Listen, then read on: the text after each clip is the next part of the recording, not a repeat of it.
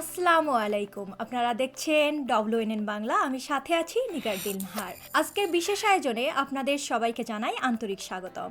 আজ আমরা এমন এক অনুপ্রেরণামূলক আয়োজনের কথা বলবো যেখানে ক্রিকেট হয়ে উঠেছে সাহস, মানবিকতা এবং দুই দেশের বন্ধুত্বের এক অনন্য প্রতীক।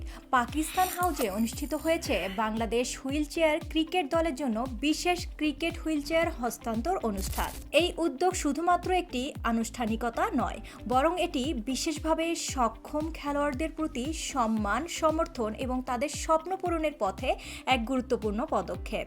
এই অনুষ্ঠানে উপস্থিত ছিলেন বাংলাদেশের জনপ্রিয় ক্রিকেটার মুশফিকুর রহিম এবং মাহমুদুল্লাহ। তাদের উপস্থিতি খেলোয়াড়দের জন্য ছিল অনুপ্রেরণার এক বড় উৎস।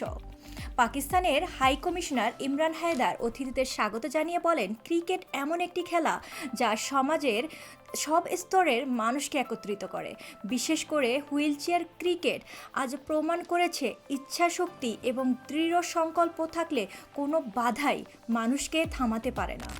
প্রিয় দর্শক, এই খেলোয়াড়রা শুধু মাঠেই নয়, জীবনের প্রতিটি ক্ষেত্রেই সংগ্রাম করে এগিয়ে যাচ্ছেন। তাদের প্রতিটি প্রচেষ্টা আমাদের শেখায় সীমাবদ্ধতা নয়, বরং সাহসী মানুষের সবচেয়ে বড় শক্তি। পাকিস্তান এবং বাংলাদেশের এই দুই দেশের মধ্যে ক্রিকেট একটি শক্তিশালী বন্ধনের নাম। বহু বছর ধরে দুই দেশের মধ্যে অনুষ্ঠিত হয়েছে অসংখ্য স্মরণীয় ম্যাচ, যেখানে প্রতিযোগিতার পাশাপাশি ছিল পারস্পরিক সম্মান এবং বন্ধুত্ব। এই আয়োজন সেই সম্পর্ককেই আরও দৃঢ় করে। এটি প্রমাণ করে খেলাধুলা শুধু প্রতিযোগিতা নয়, এটি সহযোগিতা, সহমর্মিতা এবং একে অপরকে এগিয়ে নিয়ে যাওয়ার একটি মাধ্যম। খেলাধুলা সবসময়ই মানুষকে একত্রিত করে। ভাষা, সংস্কৃতি বা ভৌগোলিক দূরত্ব কিছুই এই বন্ধনকে থামাতে পারে না। আর ক্রিকেট সেই বন্ধনের অন্যতম শক্তিশালী মাধ্যম, বিশেষ করে পাকিস্তান ও বাংলাদেশের মধ্যে। আগামী দিনে বাংলাদেশ হুইল চেয়ার ক্রিকেট দল পাকিস্তানে অনুষ্ঠিত হতে যাওয়া তৃতীয় টি-20 হুইল চেয়ার ক্রিকেট এশিয়া কাপে অংশগ্রহণ করবে।